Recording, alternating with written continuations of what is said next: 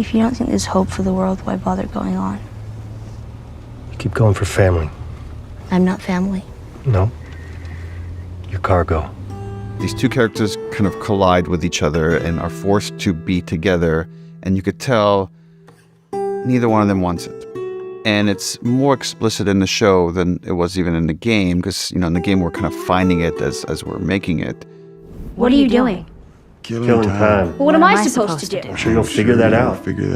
Sometimes it's making sure we don't change things for the sake of changing them. We just felt the game did it so well, there was no reason to reinvent it. I had one singular goal with the show. Teach me something new about Joel. Because I felt like I went over that thing with a fine-tooth comb, and I mean, what did I miss? Joel. Ellie! You are treading on some mighty thin ice here. Joel's relationships at the start of the story have everything to do with what motivates him, the loss of his daughter, and it's very painful. Very few things left in life to help him remember that he's an actual human being or that there's a real beating heart inside his chest, which makes him capable of really, really dark things. And then he meets Ellie, who's even more like him than anyone else. Your dad's kind of a pessimist. It's not my dad. And Ellie is a character that will reignite the essence of his identity and purpose. You might not be her father, but you were someone's. Growing up in the Boston QZ, just like with a load of other kids, she has no sort of concept of a future, really, of like what to do with your life. She's just like existing in the everyday and making the best of it. When we first meet Ellie, she seems just like a bit of an Nice knife. Where'd you learn to do that? the circus. It's who she is, part of who she is for sure. But it's also a bit of a friend. Her biggest fear is ending up alone. It's like she sort of always has been, and it's just this constant fear for her, which is sort of interesting. As soon as she finds out that she has this immunity, she feels like she has a purpose.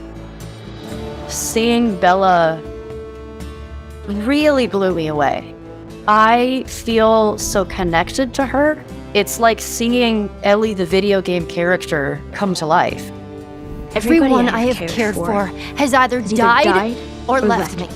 Both versions of the story, I think, ultimately have a similar conversation about love. What can you control and what can you not control? Joel cannot control the love that he has for his family and the love that develops for Ellie, but they are also the greatest threats to his survival because it means putting your life in danger on behalf of somebody else because you can't choose otherwise because of love. Joel and Ellie have become a metaphor for the connection a parent feels with their child. That is this very primal feeling that can override a lot of other motivations and goals. That relationship can go in reverse of like when you have a parent and you love them unconditionally, you will do everything to protect them. And we get to see that expressed over and over and in more intense ways throughout the journey of The Last of Us. I don't look at the show as a comparison. I look at it as a companion. What they got the opportunity to do was explore those same emotional beats in a different way. This was Craig Mazin and Neil Druckmann getting together and being like, how do we keep the integrity of this story and bring it to life onto screen for people who aren't gamers? And it feels like they honored the game in a huge way. It always feels like you're looking into this like a very interesting parallel dimension. And I think people that do experience both will get the richest version of that story. And these things can live side by side and speak to and enrich one another. This is just one way to experience the story, and here's this whole other way to experience the story.